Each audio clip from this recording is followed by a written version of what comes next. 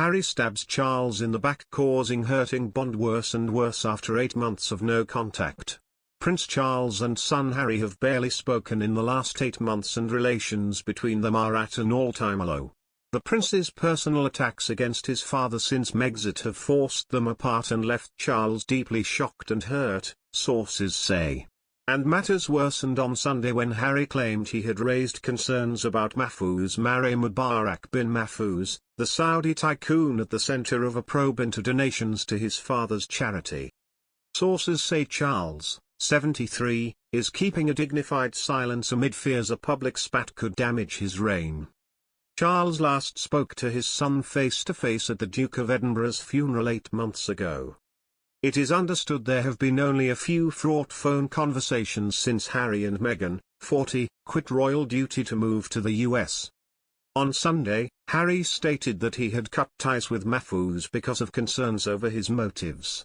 In an incendiary statement, he said he had no involvement in what he called the CB scandal.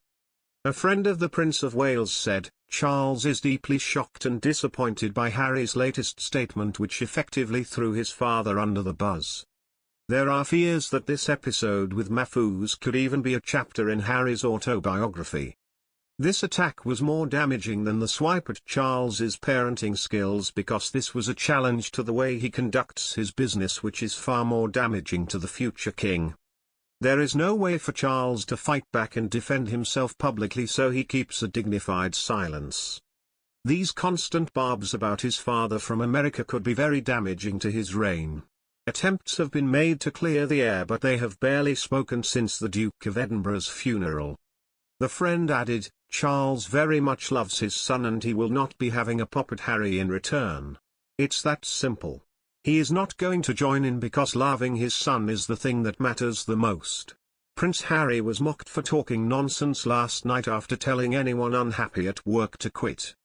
The Duke, who gave up royal duties to live in an £11 million mansion, said walking out can be a joy. But he was blasted for spouting out-of-touch advice. One royal expert said, not everyone has £30 million tucked away in the bank. It comes after Harry urged us all to imagine being a raindrop, while wife Meghan was dubbed Little Miss Forgetful for misleading a court.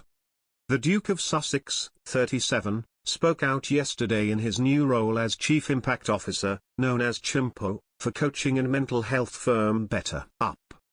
He said in an interview, a lot of the job resignations, amid COVID, aren't all bad. In fact, it is a sign that with self-awareness comes the need for change. Many people around the world have been stuck in jobs that didn't bring them joy, and now they're putting their mental health and happiness first. This is something to be celebrated. The multi-millionaire's comments were met with a wave of disbelief, with some saying he has no idea how much hardship people face. Royal commentator Angela Levin blasted, Harry is utterly out of touch. Not everyone has £30 million tucked away in the bank. I wonder if he'd give the same advice to people whose mental health is made worse by their marriage. Be quiet please.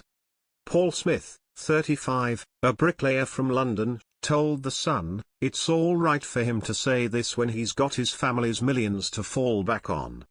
For the rest of us who have families to support, it's just not possible. We're all fighting to pay bills, the mortgage and all the other stuff. He's talking utter nonsense. Others warned his advice may backfire and damage workers' mental health. Former soldier Sabira Launch said, if you are having problems in your job and are unhappy, talk to a professional. Please don't take advice from a dim-witted prince. Leaving your job without a backup plan and no income is going to worsen your mental health. Twitter should put a disclaimer on what H is saying. Psychiatrist Carol Lieberman, a neighbor of the Sussexes, said, unemployment, hunger, homelessness are much worse for mental health than sticking with a job until you get more education or experience to get a better one. Or education.